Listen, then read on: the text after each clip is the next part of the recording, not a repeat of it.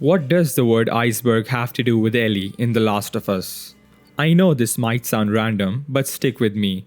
Sometimes we hide our biggest fears far beneath the surface, where no one, not even ourselves, dares to look. In many ways, that's exactly what an iceberg is. The largest, most dangerous parts are concealed in the depths out of our sight.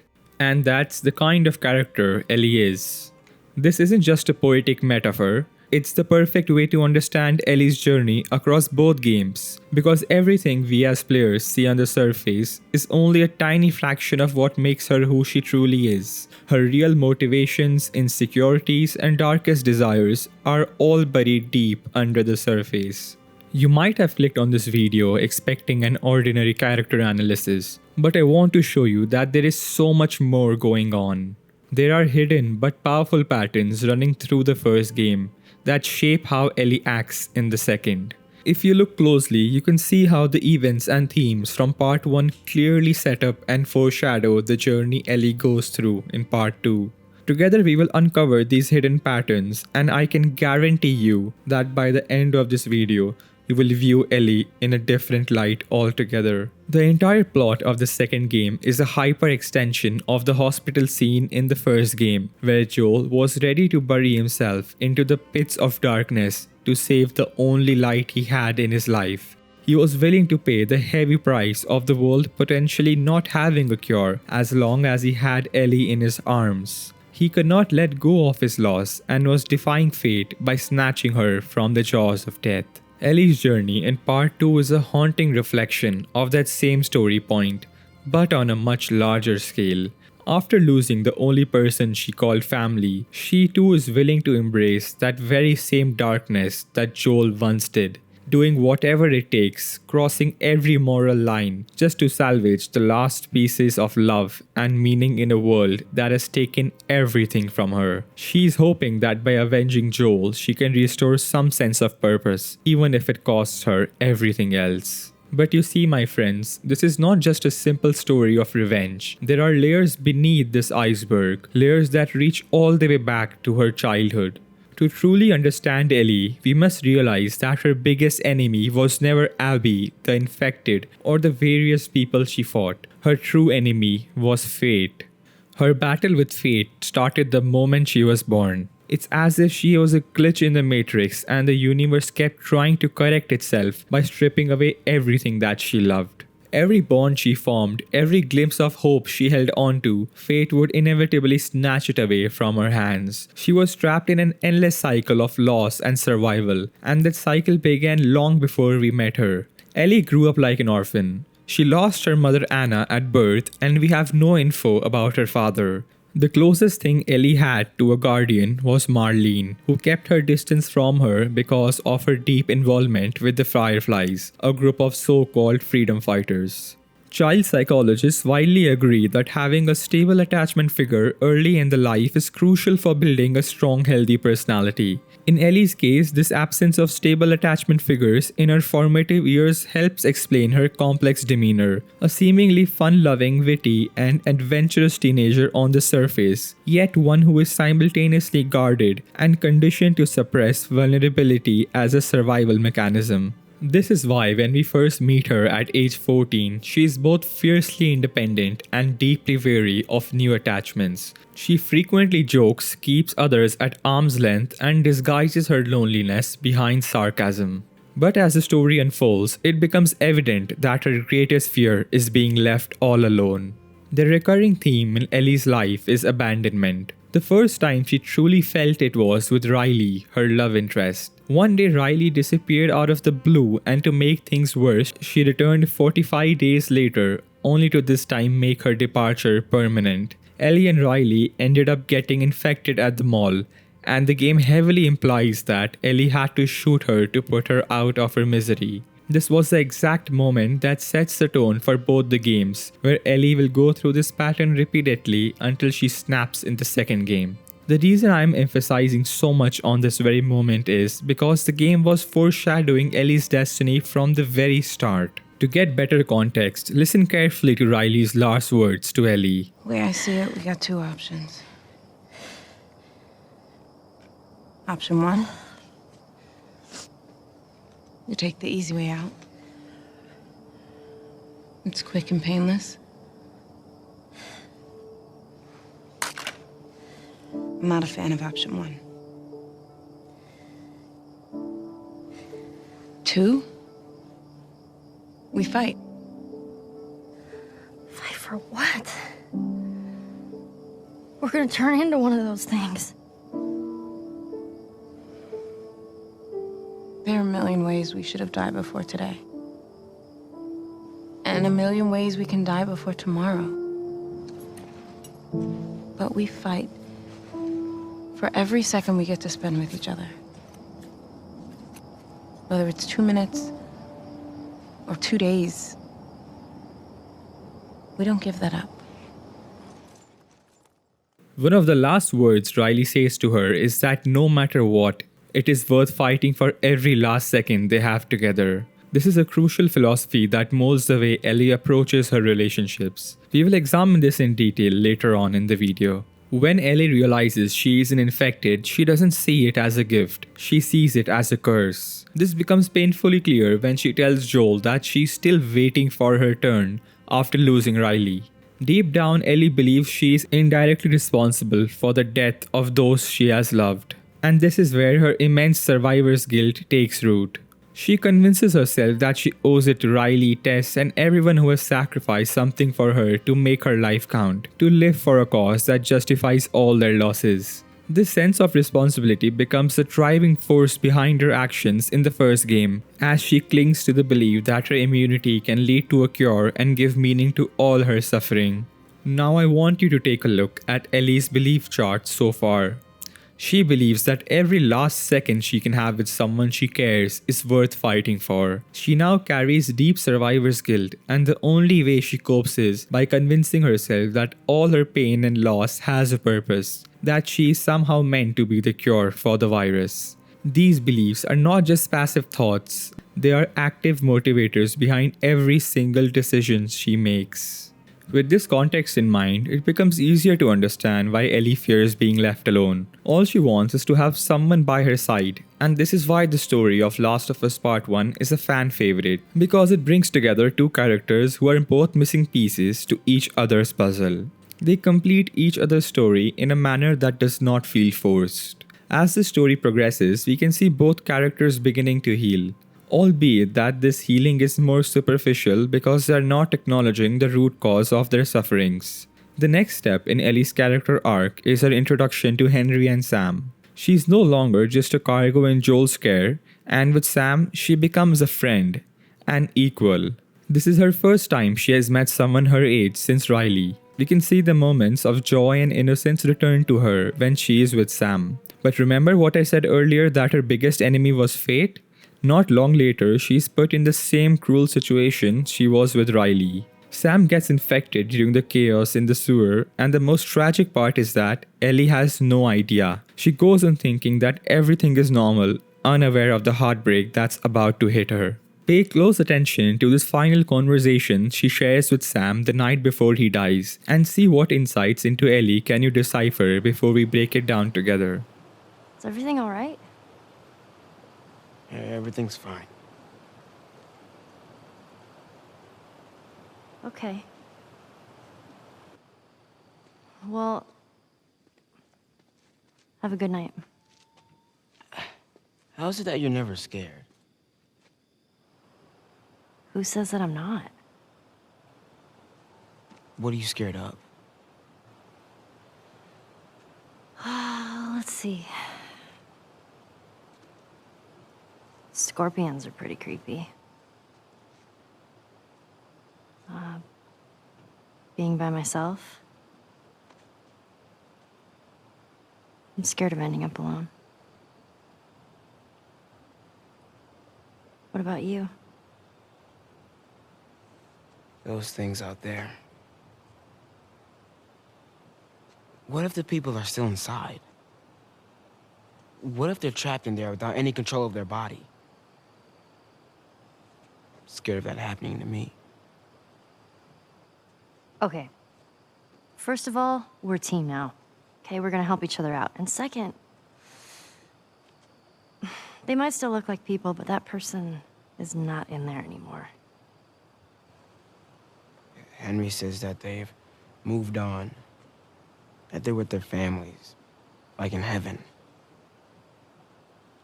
Do you think that's true?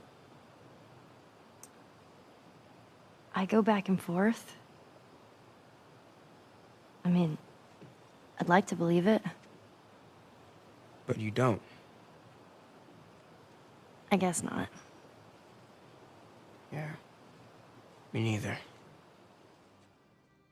This is the first time she openly talks about what she fears most, and this is why I mentioned earlier that fate is her biggest enemy, because it was such a cruel blow to her that the very next day she lost the person with whom she had just begun to open up, and perhaps in the process started to confront her biggest fears.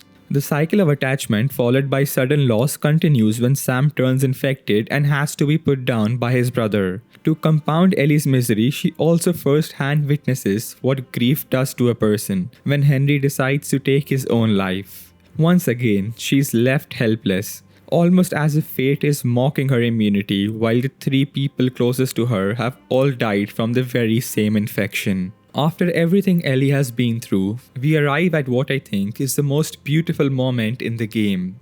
This is when both the characters begin to truly face their inner fears. Ellie's biggest fear is being left alone, and she expresses this vulnerability to Joel, while Joel's biggest fear is losing Ellie, who reminds her of his dead daughter Sarah. Maria told me about Sarah. Ellie? And You are treading on some mighty thin ice here. I'm sorry about your daughter, Joel. But I have lost people too. You have no idea what loss is. Everyone I have cared for has either died or left me. Everyone fucking except for you. So don't tell me that I would be safer with someone else, because the truth is I would just be more scared. This moment is where the dynamic between the two characters completely shifts, from being strangers who simply remind each other of people they have lost, to becoming each other's family, two broken souls finding purpose and trust in one another. We can see Ellie fights tooth and nail to save Joel when he is impaled at the university. She realizes this is the first time she has a chance to write her own fate, to prevent destiny from snatching one more loved one from her arms. She is reminded of Riley's last words as she nurses Joel back to health, but the horrors she endures in the process, especially the brutal encounter with David, leave scar far deeper than any physical wound.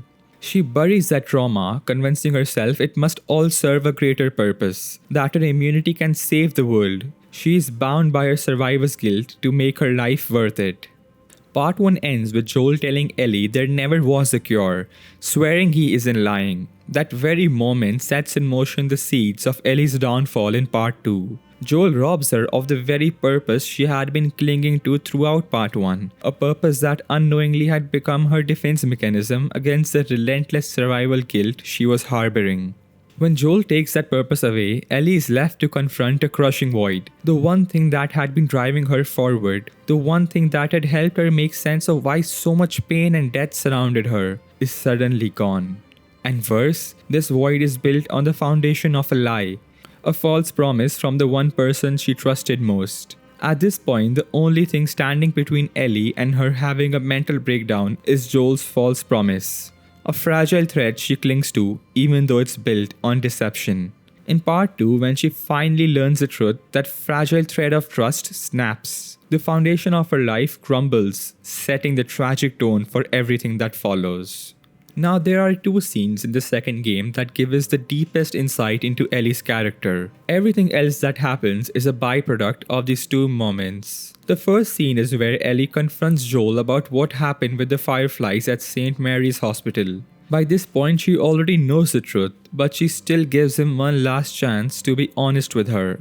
Deep down, she's secretly hoping that what she heard on the tape recording isn't true, that her entire journey and all the pain she endured wasn't for nothing. But when Joel confirms what she already suspected, It rips open wounds she had never fully healed from. The promise Joel made at the end of part 1 was a bandage holding these wounds together, and with his confession, that bandage is ripped away, leaving Ellie exposed to all the pain she had tried so hard to bury. But here is the thing. Even though this scene breaks Ellie emotionally, it also sets her free in a weird way. The truth, painful as it is, gives both characters a chance to start fresh and let go of the past. Ellie now has a chance to use this truth to find meaning in her life at Jackson, her life with Dina, and finally confront the survivor guilt that she has been running away from. We begin to see Ellie embark on this very journey when she decides to reconcile with Joel at the night of the dance. Now bear with me, this scene is a bit longer, but it is genuinely one of the best scenes in the franchise, and I want us to watch it together to understand why this was a turning point in Ellie's story. You're such an asshole. I'm not trying to. I was supposed to die in that hospital. My life would have fucking mattered. But you took that from me.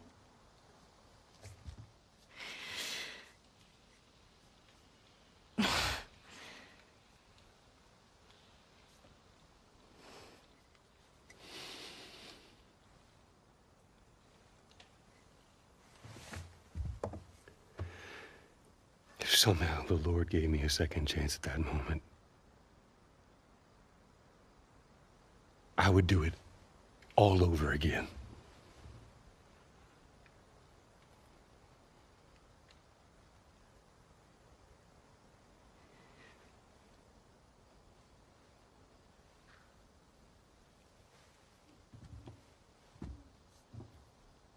Yeah.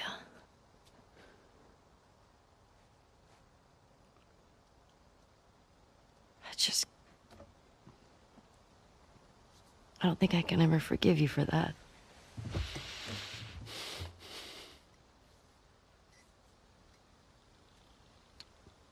But I would like to try.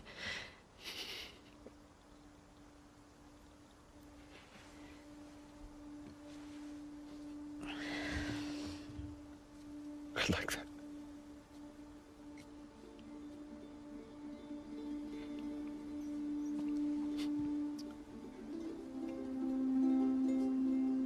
Okay.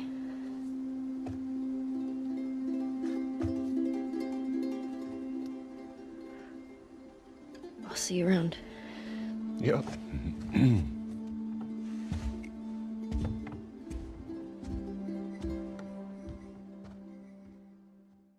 Ellie here is in a way honoring Riley's last words of making every moment with your loved ones count. She wants to try to let go of her hatred and trauma that she holds in the past and try to move on once and for all. She's looking forward to spending the next few years healing herself from the ghost of her past and making every remaining moment she has left with Joel count. This was supposed to be her chance to mend broken bridges, not only with Joel, but also within her. But guess what? The very next day, the one person who was her anchor throughout all the trauma she has been through was brutally taken away from her. In that moment, fate doesn't just take Joel's life, it also took away from Ellie her chance at starting a new life. Her much-awaited journey of rediscovering her purpose. Joel's death is not only a loss of a loved one, it is a recurring cycle which you, the viewer, would have noticed by now.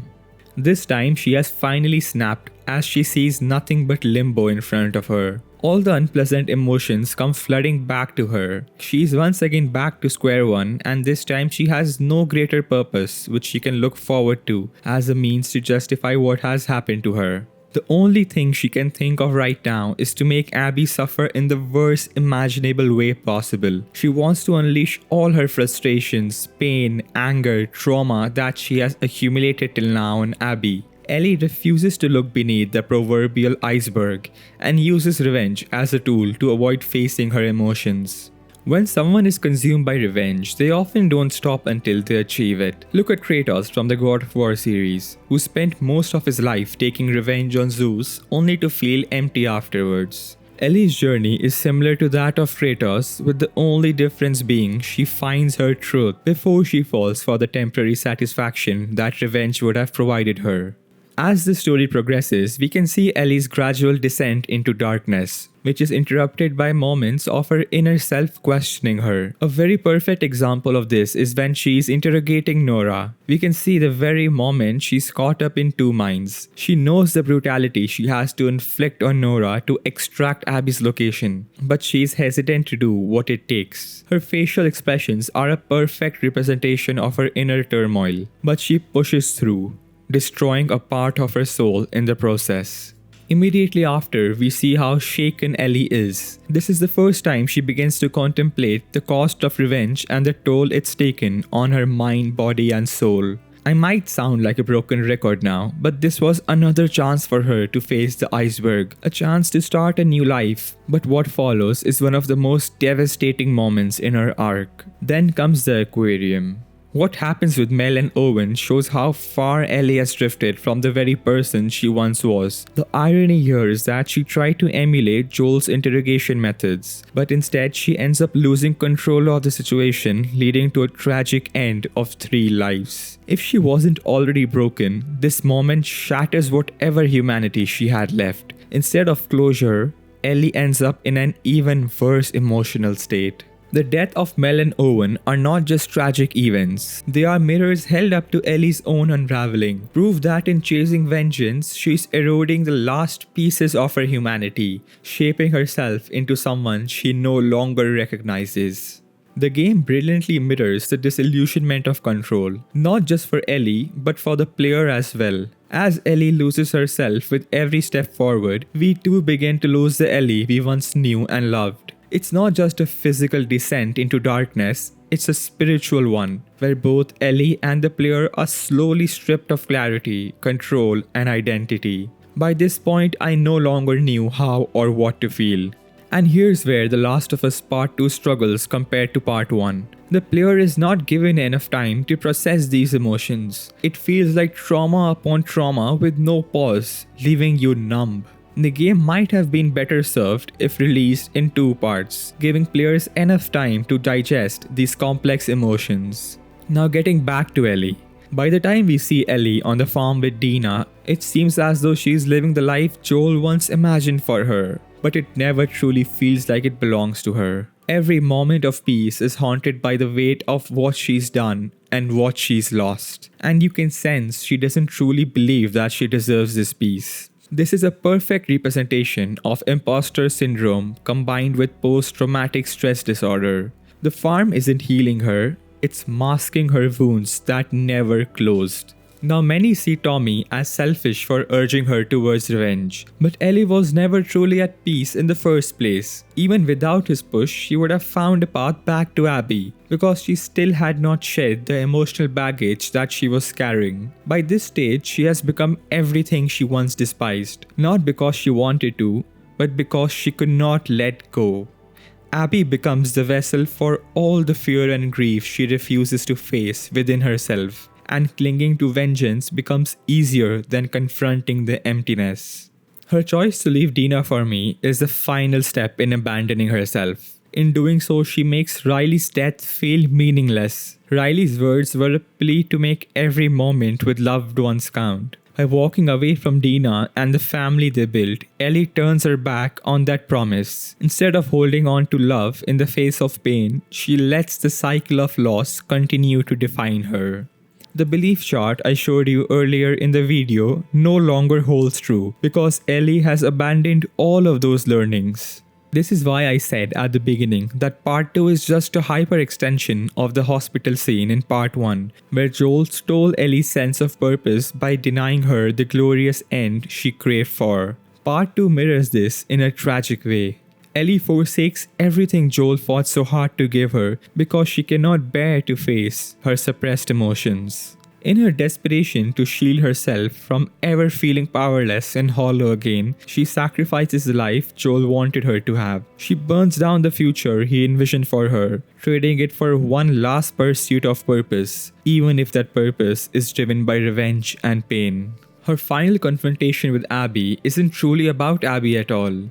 It's Ellie standing face to face with the weight of everything she's buried. Seeing Abby and Lev together cracks something in Ellie's armor of revenge. For a brief moment, she sees herself and Joel in them.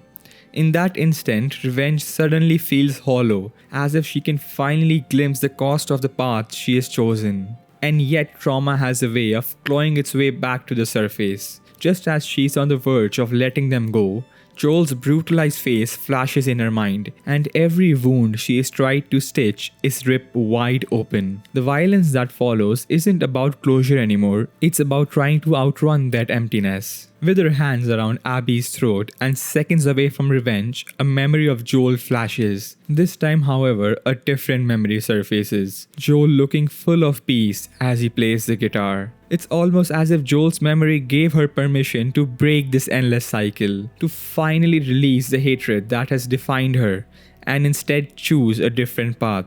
The path to confront the iceberg that she has been running away from. One of the most striking ironies here is that if Ellie had not embarked on her journey for revenge, then Abby and Lev would probably be dead. So in a twisted way, Ellie actually ends up saving the very person she was trying to kill. I think this is a perfect ending to Ellie's arc because she has finally chosen to stop letting pain define her. Her returning back to the farm is a reminder to her of what cost she has had to bear on the path of revenge. Losing her mother's switchblade and her 2 fingers, which means she no longer can play the guitar, which was the only thing that connected her with Joel after his death. Yet even this loss carries a strange sense of release. Without those anchors to her past, she is no longer bound by them. She finally faces her greatest fear, being left alone, and begins to accept who she truly is. For the first time, she has the chance to build a life not defined by grief, but shaped by the person she is still capable of becoming.